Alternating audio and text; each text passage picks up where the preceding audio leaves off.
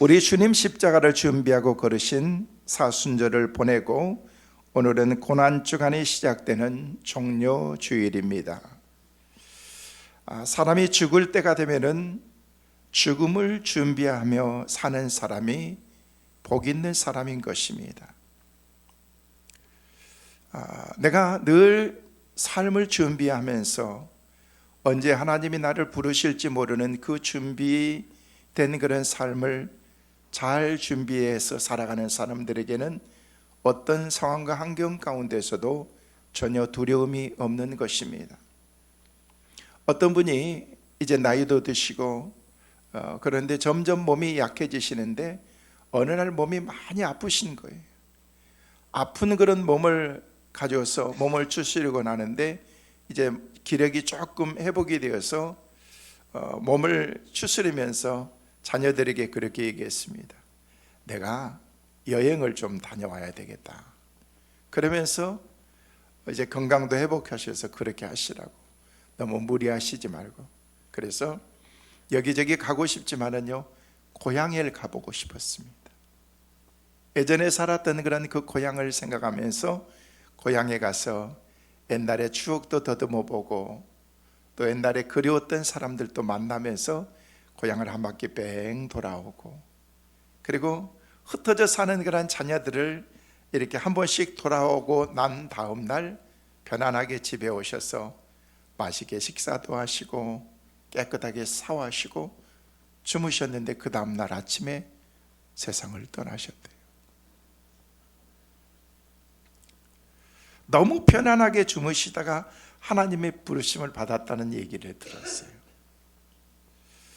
정확하게 2주 전에 우리와 함께 신앙생활 하셨던 우리 이영길 권사님께서 교회를 오시기 위해서 양복을 입으시고 성경책에 백을 메시고 그리고 교회를 오기 위해서 기다리시다가 교회 차를 기다리는 가운데 길에서 쓰러지셔서 병원으로 앰뷸런스를 타고 이송하셨지만 세상을 떠나셨습니다. 그래서 정확하게 지지난주 주일부터 월요일, 화요일까지 여러분들이 함께 참여해서 위로하고 모든 장례식을 다 마쳤습니다. 모든 장례를 다 마치고 돌아오는데 마음 한곳에 제 마음속이 뭔가 허전하고 너무 외롭고 뭔가 현실적인 것 같은 그런 느낌이 들지 않아서 창밖을 내다보는데 마치 제가 며칠간 꿈을 꾸는 것 같다라는 그런 마음이 들기도 했습니다. 그러면서 한편으로 제 마음속에 든 생각은 복 있게 돌아가셨다. 옆에 있는 친구들이, 남전도 회원들이 그런 말씀들을 하시는 거예요. 이 권사님은 참 죽음은 복되게 갔어. 그냥 한순간의 고통이지만 어느 순간에 모든 것을 다 내려오시고 다 정리를 하시고 깨끗하게 가시는 그런 그 모습을 보면서 사람들이 그런 얘기를 하는 거예요.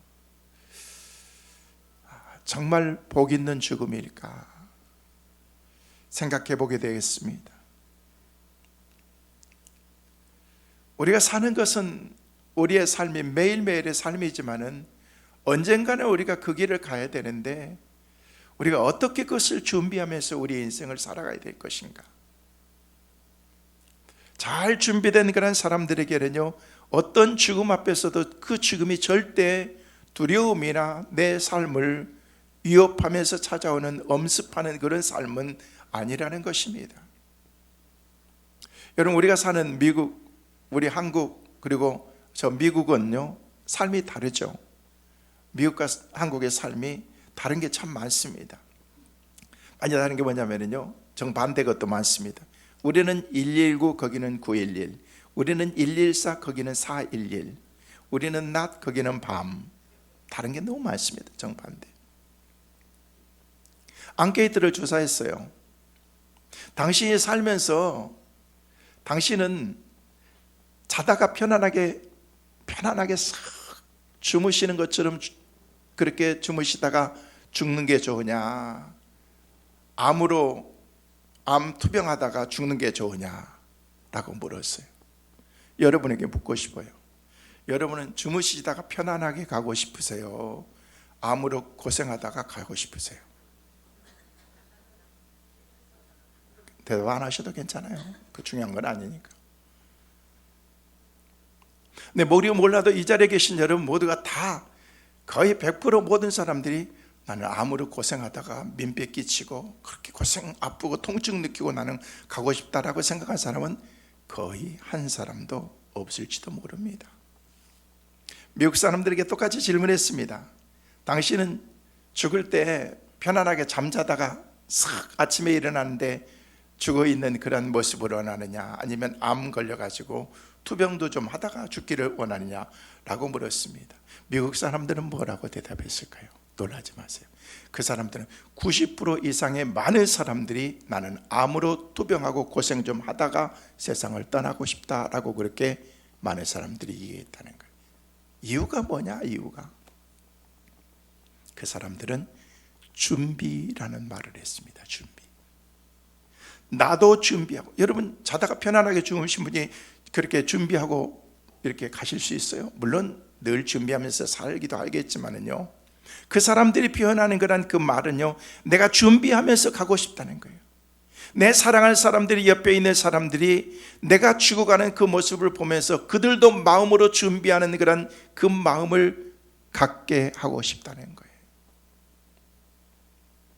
여러분, 이런 관점에서 우리가 사는 그런 삶은요, 물론 어떤 것이 복된 죽음이다라고 그렇게 말할 수 없지만은요, 우리가 판단할 수는 없지만은요, 정말 복된 죽음이라는 것은요, 내가 그날을 준비하면서 서서히 내 생명의 그 불이 꺼져갔지만은 그 가운데서 내 삶을 준비하면서 사는 사람, 이 사람이 복된 삶이라는 거예요.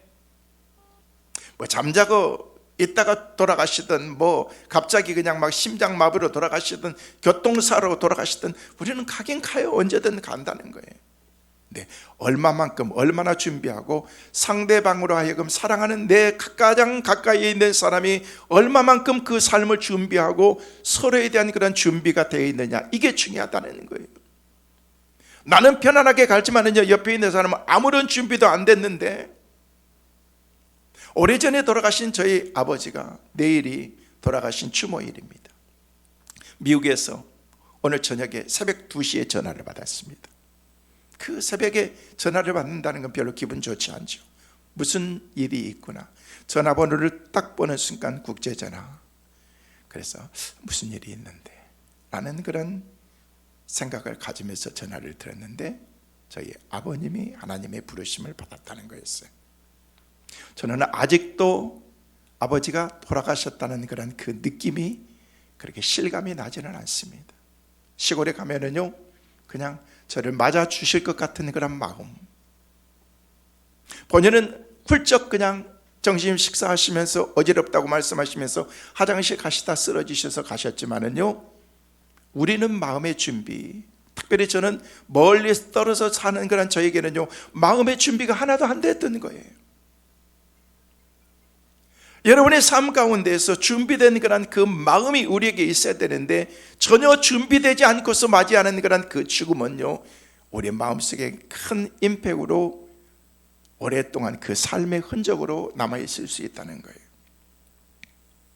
이런 관점에서 성경에 보니까 우리 예수님도 죽음을 철저하게 준비하셨다는 사실을 우리가 알 수가 있습니다.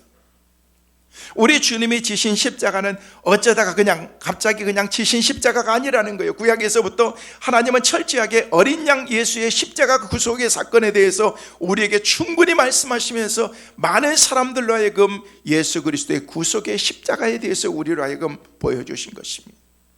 그러다가 때가 되었을 때 때에 따라서 인간의 몸을 입고서 이 땅에 오셨고, 때가 되어서 예루살렘에서 십자가에 못 박혀 죽으신 것입니다. 한마디로 예수님의 죽으심은 계획된 죽음이었고, 성경 전체의 약속의 말씀을 따라서 그 약속의 말씀을 이루신 죽음이 바로 예수님의 십자가였다는 거예요.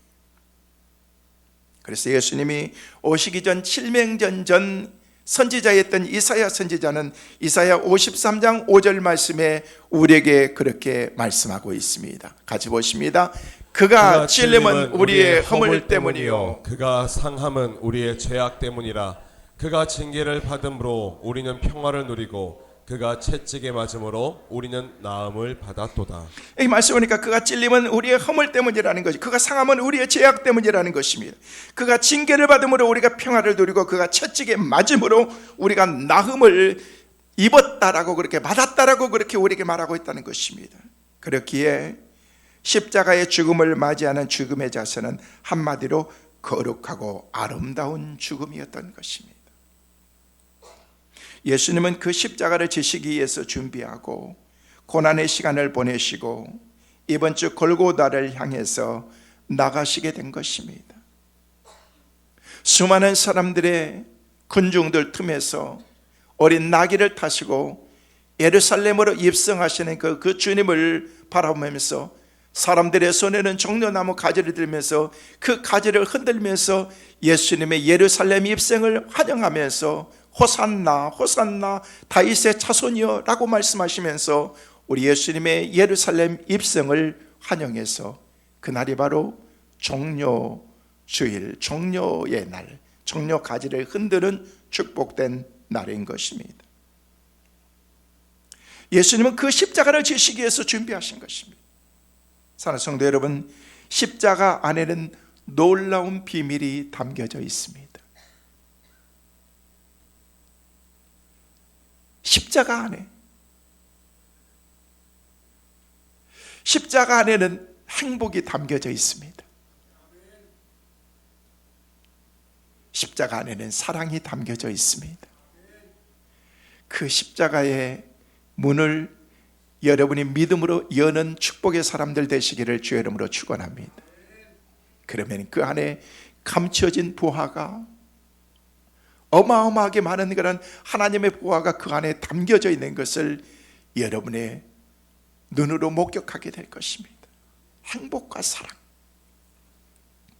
마치 밭에 감춰있던 그런 보화를 발견했던 그런 농부가 그 밭에 감춰진 그런 보화를 감추고서 집에 돌아와서 그냥 가지고 있는 그런 논 팔고 밭 팔고 가지고 있는 가재대고 다 팔면서 그 밭을 얻기 위해서 흥분된 그런 기쁜 마음을 감출 수 없었던 것처럼 그 부활을 발견한 사람에게는 그런 기쁨이 있다는 것입니다.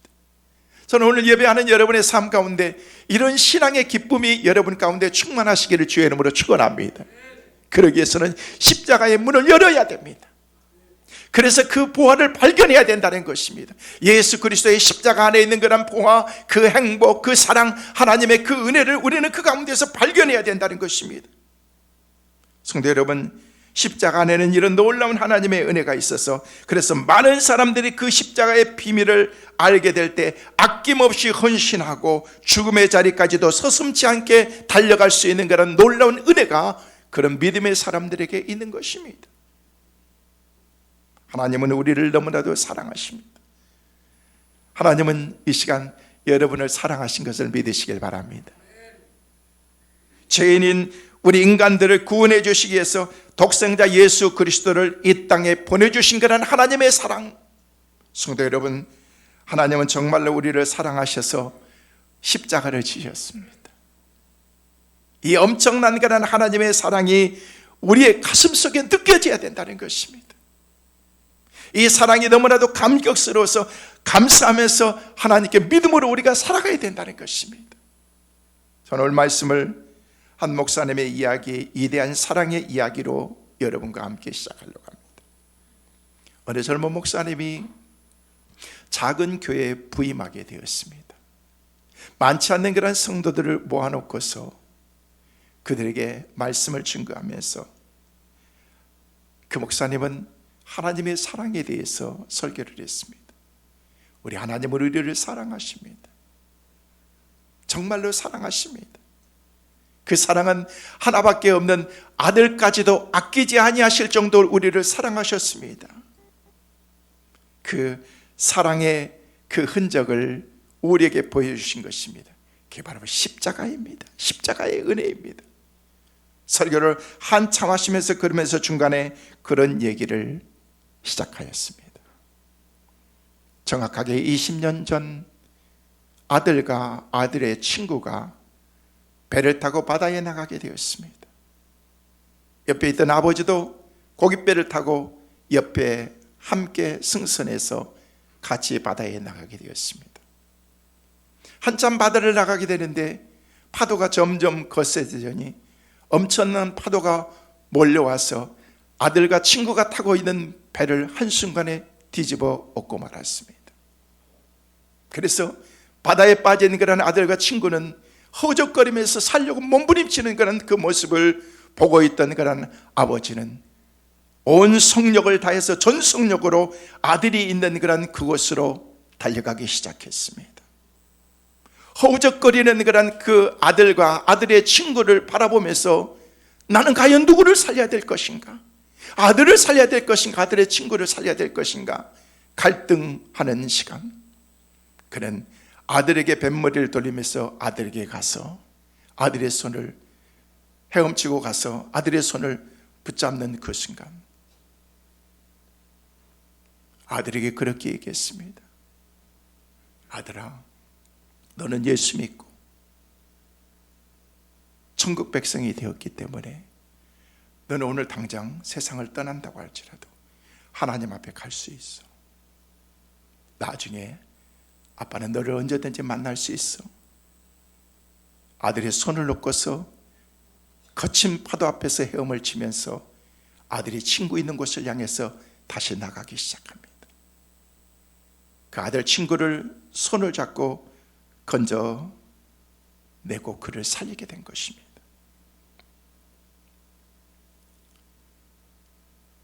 그러자 그 얘기를 듣고 있었던 성도 가운데 한 사람이 벌떡 일어나면서 목사님, 그 말도 안 되는 소리 하지 마세요. 어떻게 죽어가는 아들을 살리지 않고 아들의 친구를 그 위기 순간에 살릴 수 있습니까? 라고 그렇게 말했습니다. 그런 아버지가 어디 있단 말입니까? 그러자 목사님이 말씀하셨습니다. 맞습니다. 이 말도 안 되는 사건으로 인해서 살아서 그 친구는 그 아버지가 바라는 대로 예수를 믿고 훗날 목사가 되었습니다. 사람들이 웅성거리기 시작합니다. 정말 그런 사람이 있다는 게 사실인지 웅성거리기 시작했습니다. 계속해서 목사님 말했습니다. 그 목사가 바로 저입니다. 저. 그리고 말도 안 되는 말이지만 사랑하는 아들을 희생시키시고 저를 구원해 주신 아버지가 바로 지금 예배 드리는 이 현장 저 뒤에 와 계십니다.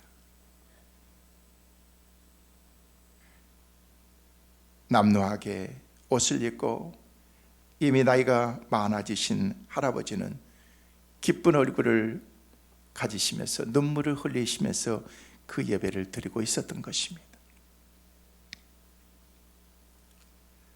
우리는 믿지 않습니다. 믿는다라고 얘기하지만 믿음 없습니다. 이해할 수 없다고 받아들이지 않습니다. 하나님의 사랑에 대해서 수없이 말하고 주님이 나를 위해서 십자가에 지셨다라고 수없이 말하지만 오늘 우리가 불렀던 찬송처럼 예수 나를 위하여 십자가 지셨다라고 하는 그런 찬양을 하지만은 그 찬송도 우리의 입술뿐이지 가슴이 전혀 저려오지도 않습니다. 감각이 없습니다. 무감각해졌습니다. 하나님의 십자가, 하나님의 사랑에 대한 그런 그 감각이 메말라져 버렸습니다. 왜일까요? 그것은 여러분이 십자가 안에 감춰진 그런 그 부활을 발견하지 못했기 때문에 그런 것입니다. 내가 그 부활을 발견하고 하나님의 나라에 대한 그런 그 소망하는 그런 그 마음이 준비되어 있는 그런 그 사람들은요, 십자가라는 그런 시옷자만 들어도 가슴이 점이 오면서 하나님의 은혜를 생각하기만 해도 여러분의 눈에서 눈물이 나게 되어 있는 것입니다. 이게 없기 때문에 십자가를 얘기해도 감각이 없고 주님이 나를 위해서 십자가에 치셨다고 말씀드린데도 아무런 느낌도 없이 살아가는 그런 우리의 삶의 현실들, 이게 바로 우리의 삶의 모습이라는 것입니다. 여러분은 이해가 되십니까? 그래서 우리 주님께서 우리 가운데 오셔서 우리 가운데 보여주신 그런 그 사랑을 로마서 8장 32절 말씀에는 우리에게 그렇게 말씀하고 있습니다. 함께 보시겠습니다. 자기 아들을 아끼지 아니하시고 우리 모든 사람을 위하여 내어주시니가 어찌 그 아들과 함께 모든 것을 우리에게 주시지 아니하겠느냐. 자기 아들을 희생하시면서까지 자기 아들을, 친구를 구하는 그런 아버지, 하나밖에 없는 그런 아들까지도 희생하신 그런 하나님의 그 사랑, 우리는 그것을 이해할 수가 없습니다. 이 아버지도 이해가 안 되고, 하물며 만왕의 왕으로서 하늘의 모든 권세를 다 가지신 하나님의 아들이신 예수님이 나를 사랑해서 나를 위해서 이 땅에 오셔서 십자가에 못 박혀 돌아가셨다는 그런 그 사실 자체도 우리는 이해가 안 되는 거예요. 아니요, 이해 안 하려고 합니다. 우리의 좁은 지성과 얄팍한 그런 깨달음으로는 도저히 이해가 안 되는 것이 당연한 것입니다. 그렇기 때문에 우리는 십자가에 설 때마다 우리는 겸손해야 되는 것입니다. 그래야 십자가가 깨달아지기 시작하고 십자가의 문이 열리기 때문에 그렇습니다. 그 문이 열려야 그 안에 감춰진 거란 하나님의 은혜의 그 속성을 우리가 알 수 있기 때문에 그렇다는 거예요. 예수님은 이 땅에 좋은 말씀, 덕이 되는 말씀, 힘이 되는 말씀을 주시기 위해서 우리 주님이 이 땅에 오신 것 아닙니다. 걱정과 염려 속에 있는 연약한 인간들에게 마음의 평안을 주고 아름다운 생활을 본을 보여주시기 위해서 우리 주님께서 오신 것도 아닙니다. 물이 포도주로 변해서 5개의 빵과 두 마리의 물고기를 가지고 5,000명을 먹이면서 기적을 베풀어 주기 위해서 우리 주님께서 이 땅에 오신 것도 아닙니다. 예수님이 이 땅에 오신 것은 전적으로 죽기 위해서 오신 거예요. 죽기 위해서. 하나님은 죽으실 수 없기 때문에, 희생제물이 될 수 없기 때문에 예수님이 사람의 몸을 입고서 희생제물이 되기 위해서 인간의 몸을 입고서 이 땅에 내려오셨다는 거예요. 예수님은 우리가 아직 죄인 되었을 때 우리를 위해서 대신 죽으신 것입니다. 예수 그리스도의 십자가의 죽음은 하나님께서 우리를 향해서 보이신, 그래서 최고의 사랑이다라고 그렇게 말할 수가 있는 거예요. 사람은 누구나 마음속에 채워지지 않는 그런 빈자리가 다 있습니다. 모든 것을 다 가진 듯 보여도 그런 사람조차도 어느 순간 허무함과 외로움에 직면하게 됩니다. 가슴 속 작은 공간 안에 비어있는 그 작은 공간을 채워야 우리의 마음이 만족할 수 있는데, 그것을 채우기 위해서 무단히 노력하고 사람도 만나고 좋은 것도 찾아보고 꽃구경도 가보고 맛있는 것도 먹어보고 다 하는데도 그 공간은 채워지지 않습니다. 그래서 항상 우리 인간은 2%의 부족한 삶을 우리가 살고 있는 것입니다. 여러분, 그 모든 것을 채울 수 있는 것은요, 세상 것으로는요, 그 어떤 것을 다 채운다고 할지라도 여러분 채워지지 않습니다. 여러분 지금 2% 부족하지만은요, 전에는 얼마나 많이 부족했습니까? 지금보다도 형편없이 말할 수 없이 살았던 그런 그때에도 내 삶은 행복했었는데, 기뻤었는데 왜 이런 풍성한 하나님의 은혜를 누리면서도 우리가 아직도 부족함을 느끼고 있느냐는 거예요. 왜요? 그게 채워지지 않기 때문에 그런 것입니다. 그게 뭐냐는 거예요. 그게 내가 채워야 될 그런 작은 부분이지만은요, 연약한 부분이지만 그 채워지지 않는 그것이 뭐냐는 거예요. 여러분, 그것은 하나님으로 채워지지 않으면 절대 여러분의 삶은 만족할 수가 없습니다. 인간은 하나님을 만나고 나서야 자신이 어떤 존재인지를 분명히 우리가 깨달을 수가 있는 것입니다. 영적 배고픔과 목마름과 자신의 존재의 이유와 살아야 될 그런 삶의 가치와 우주와 생명의 신부, 무한한 그런 그 지식 등에 대한 그런 호기심에 대한 그런 해답을 찾아주는 것은 그 어떤 것도 세상에 없습니다. 가봐도 또 갈증을 느끼고 만족함이 없습니다.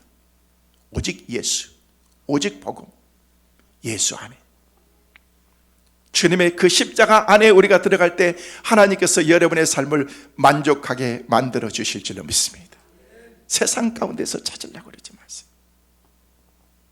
성도 여러분, 우리 하나님께서 여러분을 사랑하신 것을 믿으시길 바랍니다. 따라하겠습니다. 나는 사랑받은 존재다. 할렐루야. 하나님이 여러분을 너는 내 사랑하는 자녀야. 너는 내 작품이야. 걸작품이야. 왜?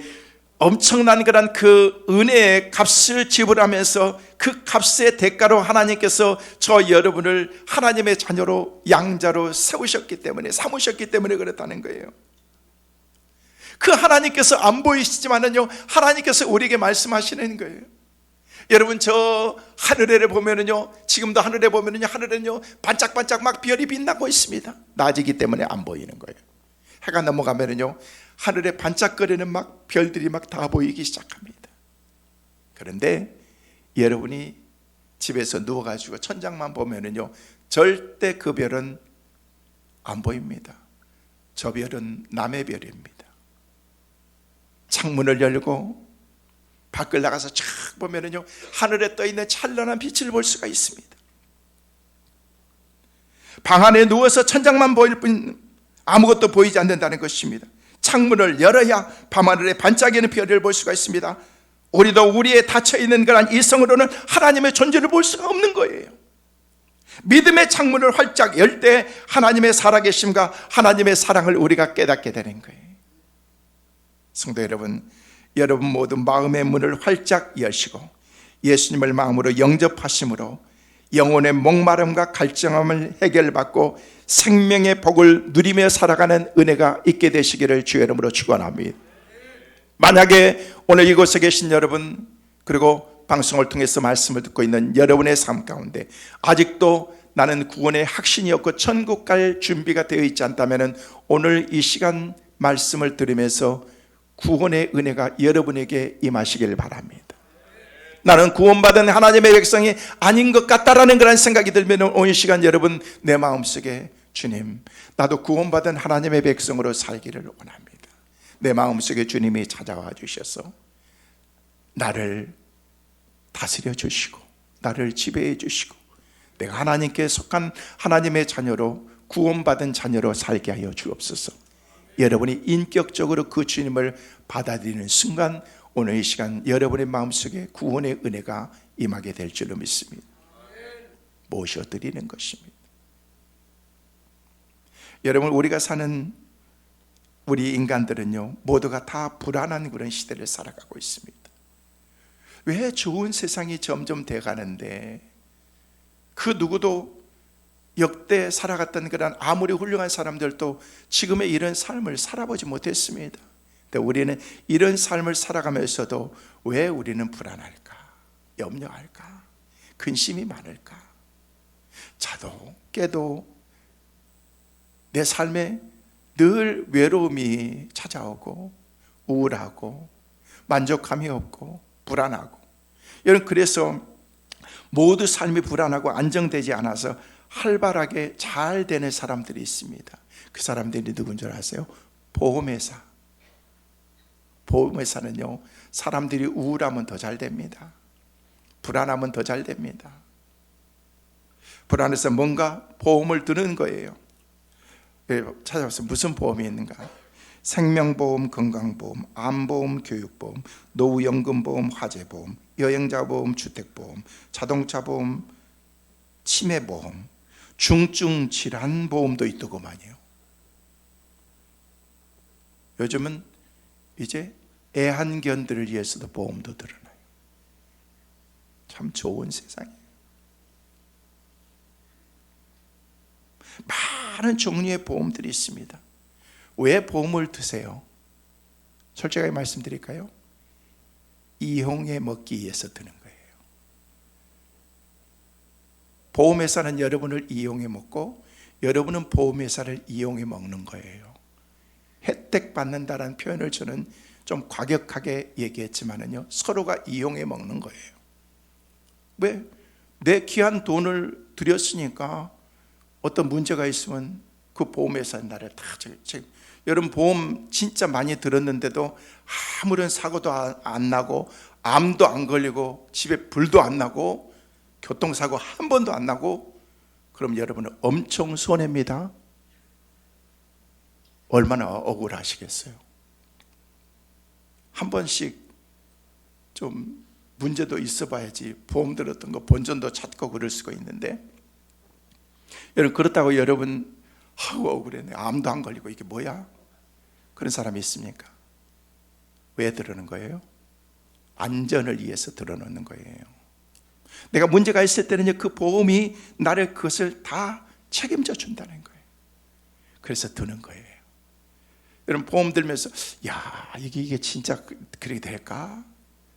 저도 보험 들면서요 그런 믿음 확신이 별로 없었습니다. 근데 조그맣게 이렇게 사고 나는 게 있었는데 외국에서 살면서 그냥 삼중 충돌로 그냥 막 멋지게 그냥 앞에 완전히 차 산 지 얼마 되지도 않은 새 차인데 앞뒤가 완전히 확 찌그러들고 번네트가 확 올라올 정도, 뒤에는요 그냥 트렁크가 그냥 앞뒤 유리까지 몰려올 정도로. 그러니까 그건 완전히 폐차한 거죠. 야, 보험에서 어떻게 해줄 건가. 그런데 그보다도 더 좋은 새 차를 주시더라고요. 보험회사에서 알아서 다 해주는 거예요. 여러분 그렇게 믿기 때문에 우리는요 그냥 돈을 갖다 부으는 거예요. 여러분 보험은요 현금이나 보증서나 다름이 없는 것입니다. 그런 가치가 있는 것입니다. 하나님께서 우리의 가운데 세상 가운데 비교할 수 없는 그런 그 보험과는 비교할 수 없는 그런 하나님께서 주신 그런 하나님의 보험을 우리 가운데 주셨다는 것입니다. 너는 구원받은 백성이야. 그러면은요 우리는 아멘. 여러분 구원받은 백성입니까? 믿습니까? 확신하십니까? 여러분이 확신해요. 그런 문제가 없습니다. 여러분 구원받은 백성이라고 아멘 했으면요 믿으세요. 나는 구원받은 백성이다. 하나님이 여러분을 사랑하신다라고 하면 믿으세요. 그냥 아멘 하면서도 진짜 나는 덜 사랑 아니요. 하나님 다 사랑하신다니까요.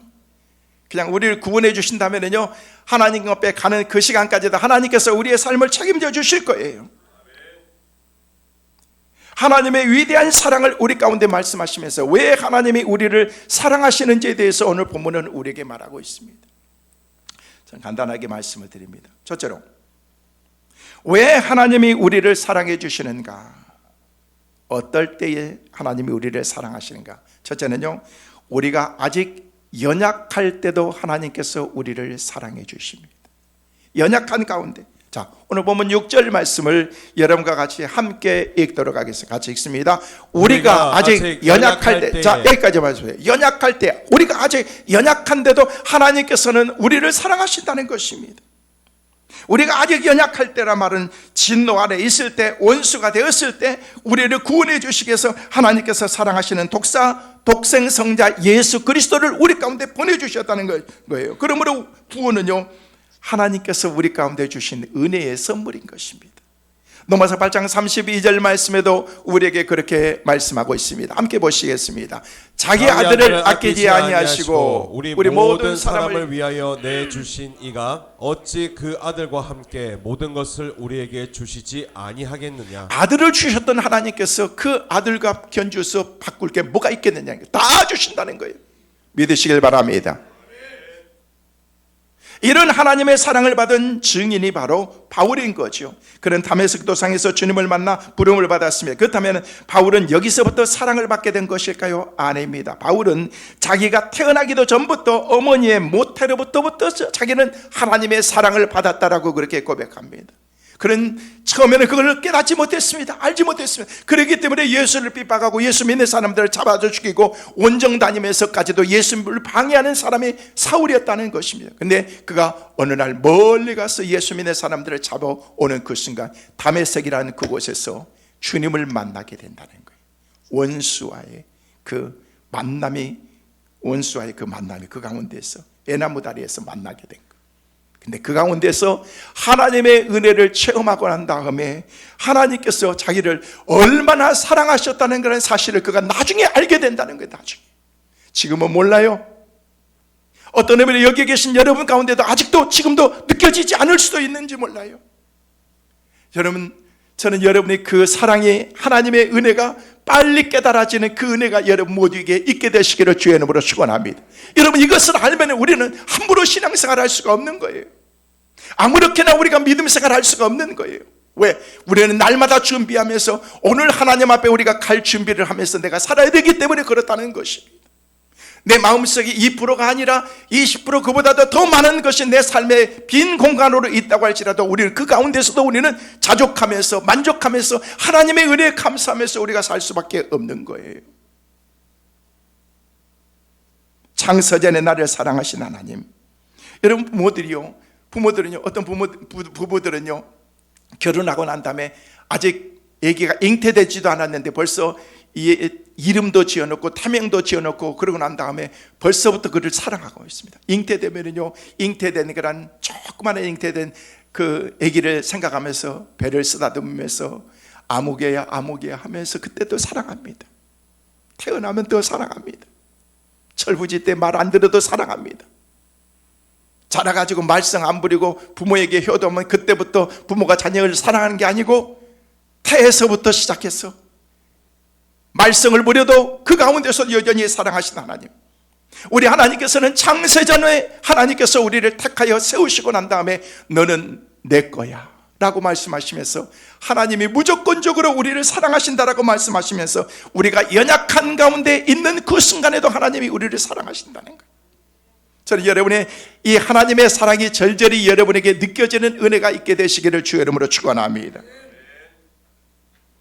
여러분 일상의 기적이라는 책에서 누가 보내주신 글인데요, 그 가운데서 우리 인간의 가치가 얼마나 소중하고 얼마나 가치 있는 그런 그 존재를 거기에서 그렇게 표현하더라고요. 여러분, 여러분의 가치의 소중함을 아십니까? 여러분, 우리 한 사람의 가치는요 무려 50억이 넘는 가치래요. 여러분, 몇 억? 그러니까 50억, 10억, 20억, 30억, 40억, 50억, 60, 70, 80, 90 이쪽만 해도 100억이 훨씬 넘네. 여기는 더 많으니까 여기 많은 사람들 50억이나. 여러분, 눈 하나가 없어가지고 눈 하나 이렇게 끼워넣으려면요 최하가 1억이래요. 1억. 그것도 여러분이 세상 말로 운이 좋아야지 그 눈 집어넣을 수 있는 거예요. 1억. 두 개면 2억. 심장 5억. 이게 다 따지고 뭐 이렇게 손, 발, 머리, 코 다 따지면요 50억이래요. 이제부터 여러분이 걸어다니면 50억짜리가 걸어다니는 거예요. 자부와 긍지를. 하나님께서 우리를 그만큼 가치 있는 그런 하나님의 사람으로 삼아주셨다는 거예요. 그냥 하나님께서 이렇게 건강 주신 것도 은혜예요. 50억짜리가 잘 기계가 돌아갈 수 있도록 만들어 주셔가지고 오늘 이 자리에 와 계신 것 하나님의 전적인 은혜인 줄로 믿으시길 바랍니다. 어떤 사람이 아파가지고 갑자기 응급실에 가면서 앰뷸런스를 탔는데 응급실에 타면서 앰뷸런스 가지고 산소호흡기를 껴가지고 이게 응급실에 가가지고 1시간 동안 있었는데 나중에 보험기 해가지고 이게 병원비가 나왔는데 36만 원이 나왔대. 1시간에. 얼마? 많아요, 작아요? 뭘 많긴 많아. 살았으면 감사한 거지. 그래서 그 사람이 36만 원을 나오는데 손이 벌벌 떨리는데 생각해 봤대. 야, 1시간에 36만 원이면 하루를 탁탁탁탁 해서 오니까 하루에 산소호흡기 끼고 있으면 860만 원. 그거를 1년으로 따지면 그래가지고 내가 90살까지 살면은 얼마의 돈을 내가 이렇게 은혜를 입고 살고 있는가 따졌더니요 2838억어치 공기를 마시더래요. 여러분, 간이 부어가지고 이런 많은 그런 값을 지르마는 걸 그냥 공짜로 쓰면서도 우리는 공짜를 너무 좋아해가지고 우리는 이런 거에도 감동이 없는 거야. 뭐 여러분이 90까지 살면은요 평생 마시는 여러분 저 산소호흡기 껴봤거든요. 야, 이거 죽을 때 끼거든요. 죽음이 위험 가운데 있기 때문에 끼는 건데 아주 위급한 상황이니까 끼는데 그거 답답해 죽어요. 그거 여러분 절대 산소호흡기 끼는 그런 일이 없기를 간절히 소망합니다.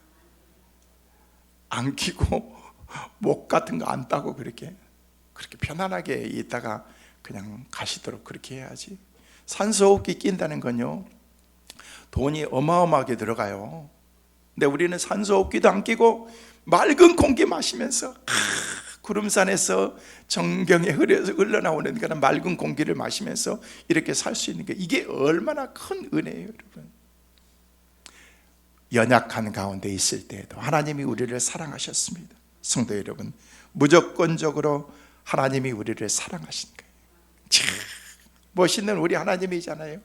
밖에 나가면 진달래 개나리 벚꽃 쫙 폈는데 벚꽃 아직 구경도 안 하는데 오늘 또 어제 비 와가지고 또 그게 또 다 떨어지고 오르는데 괜찮아요. 떨어지면 개나리 필 거예요, 여러분.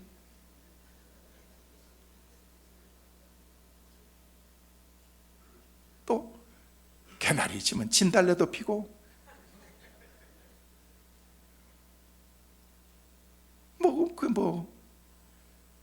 꽃만 피어야 멋있나요? 꽃이 떨어져야지 열매도 있고 아름다움도 거기에 있는 것이. 우리는 생각하기 나름인 거예요, 여러분. 내게 주신 그런 자족하는 마음을 가지고 있으면요, 아무리 내 삶이 연약한 가운데 부족한 그런 상황 가운데 있다고 할지라도 우리는 감사하면서 살 수가 있습니다. 여러분이 연약한 가운데 있기 때문에 살아가는 것이 아니고 현재 여러분의 그 모습 자체를 보시면서 하나님께서는요, 너무너무 좋아하시면서 우리를 사랑하신다는 것입니다. 믿으시길 바랍니다. 두 번째로, 우리 하나님께서 우리를 사랑하셨는데 어떨 때 사랑하셨는가? 우리가 아직 죄인 되었을 때도 하나님이 우리를 사랑하신 거예요. 오늘 8절 말씀 같이 한번 보실까요? 8절 말씀에는 우리에게 그렇게 말씀하십니다. 가져보십니다. 우리가 아직 죄인 되었을 때에 그리스도께서 우리를 위하여 죽으심으로 하나님께서 우리에 대한 자기의 사랑을 확증하셨느니라. 우리 주님이 돌아가시고 난 다음에, 죽으시고 난 다음에 하나님께서 하나님의 사랑을 확실하게 증거로 우리 가운데 보여줬다는, 이게 뭐예요? 십자가라는 거예요. 십자가. 그래서 그 십자가를 노래할 때마다 우리의 가슴에 눈물이 흐르고 가슴이 찡하게 느껴지고 하나님의 사랑이 느껴지는 그 사랑. 여러분, 여기 말씀해 보니까 우리가 아직 죄인 되었을 때라고 말하고 있는데요, 여기 때라는 것은 시간적인 때를 개념을 말하는 것이 아니고 신분의 때를 말하는 것이, 다시 말해서 우리가 의인이 되었을 때, 우리가 하나님의 하나님이 우리를 사랑하는 것이 아니라 우리가 죄인 되었을 때에 그리스도께서 우리를 사랑하셨다라고 그렇게 말하고 있는 거예요. 우리 예수님께서 마태복음 9장 13절 말씀에도 우리에게 그렇게 말씀하고 있는데 같이 보십니다. 너희는 가서 내가 긍휼을 원하고 제사를 원하지 아니하노라 하신 뜻이 무엇인지를 배우라. 나는 의인을 부르러 온 것이 아니고 죄인을 부르러 왔노라 하시니라. 여기 말씀은 나는 의인을 부르러 온 것이 아니라는 거예요. 죄인 부르러 왔다는 것입니다. 여러분, 건강한 사람에게는 의사가 쓸데없습니다. 아마 모든 사람이 건강하다면 가장 먼저 병원 문이 닫아야 됩니다. 그리고 의과대학이 다 폐교해야 될 것입니다. 그런데 문제는 모든 사람들이 다 병이 있다는 거예요. 그래서 병이 들면 병원에 가서 의사를 찾아가 진료를 받고 치료를 받고 처방전을 받아서 약국 가서 약 타고 약을 먹고 건강을 유지하는 것입니다. 그런데 주님은 우리가 죄인들을 살리려고 자신이 직접 십자가에 못 박혀 죽으셨다고 말하고 있습니다. 그러므로 근본적인 것은 우리가 의인이냐 죄인이냐 선한 일을 했느냐 못했느냐 이게 중요한 게 아니라는 거예요. 다 우리는 죄인인데, 다 우리는 하나님 앞에서 보면은요 문제투성인데, 우리는 조금 낫다고 그거 가지고 우리는 그걸 기재기하면서 나는 죄인이 아니다, 나는 의인이다, 착하게 산다. 여러분, 착하게 산다고 죄인이 아닙니까? 여러분, 그 죄라는 것은요, 하나님의 은혜를 깨닫고 나면은요, 하나님께서 우리 가운데 그 죄의 은혜를 알게 만들어 주신 거예요. 누가복음 7장에 보면은요, 마지막 부분에 보면은요, 어떤 죄인이었던 여인과 바리새인 시몬 이야기가 나오는데요, 바리새인 시몬은요 음식을 차려놓고 주님을 자기 집에 초대했습니다. 근데 그 잔치집에서 한 여인이 주님께 감사하면서 눈물 흘리면서 너무너무 감격해하면서 하나님의 은혜에 감사합니다 하면서 자기가 가지고 있는 가장 소중한 옥합을 깨뜨려서 주님께 바르고 주님의 발을 씻으면서, 그리고 난 다음에 자기의 머리를 풀어서 주님의 발을 닦아주는 그런 장면이 나와 있습니다. 성경학자들에 의하면요, 그 여인은 아마 용서함을 받았었던, 그리고 생명의 그 삶을 연장받았던 창녀였을 것이다 라는 그런 얘기를 합니다. 시몬은 주님께서 그런 부정한 여인이 그런 행동을 하도록 내버려 두신 것에 대해서 의아해했습니다. 근데 누가복음 7장에 보면요, 큰 은혜를 받은 사람들은 그 큰 은혜에 대한 감사를 잃어버리지 않는다. 감사가 없다는 건 뭐예요? 은혜가 없다는 거예요. 주님의 은혜를 생각하지 않는다는 것입니다. 하나님이 내게 주신 그런 은혜, 아무리 귀한 것을 드려도 아깝지 않는 그런 그 은혜, 여러분, 그게 하나님의 사랑이라는 것입니다. 성도 여러분, 우리가 죄인이지만 우리를 사랑하시는 하나님의 그 사랑을 힘입고 여러분 담대하게 이제는 그냥 자유함을 누리면서 살아갈 수 있는 축복의 은혜가 여러분 모두에게 꼭 있게 되시기를 주의 이름으로 축원합니다. 마지막으로, 우리가 원수 되었을 때도 하나님은 우리를 여전히 사랑해 주셨습니다. 사랑하실 것입니다. 오늘 본문 10절은 우리에게 그렇게 말씀하십니다. 같이 한번 보실까요? 곧 같이 보십니다. 곧 우리가 원수 되었을 때에 그의 아들의 죽으심으로 말미암아 하나님과 화목하게 되었은즉 화목하게 된 자로서 더욱 그의 살아나심으로 말미암아 구원을 받을 것이니라. 우리가 죄인 되었을 때란 말은 소극적으로 하나님과 분리된 삶을 살고 있었다는 것이고 적극적으로 하나님과 원수된 그런 상태에 있었다는 것을 우리에게 말하고 있는 거예요. 하나님과 원수였다는 거예요. 여러분, 바울은 하나님과 원수였습니다. 예수와 원수였습니다. 근데 그가 주님을 만나는 순간, 사울이었던 그런 그가 바울이 변화되는 순간 하나님께서 주신 그런 은혜의 삶으로 이제는 사랑을 증거하면서 사는 그런 믿음의 사람으로 바뀌어 된 것입니다. 어떤 의미로 베드로도 보면요, 예수님 원수 같은 거 생각 안 들었겠어요, 여러분? 예수님 볼 때 자기를 3번이나 부인하고 큰 소리 빵빵 치더니 그렇게 한다고. 여러분, 인간은 다 그러는 거예요. 그러느니 생각해야 되는 거예요.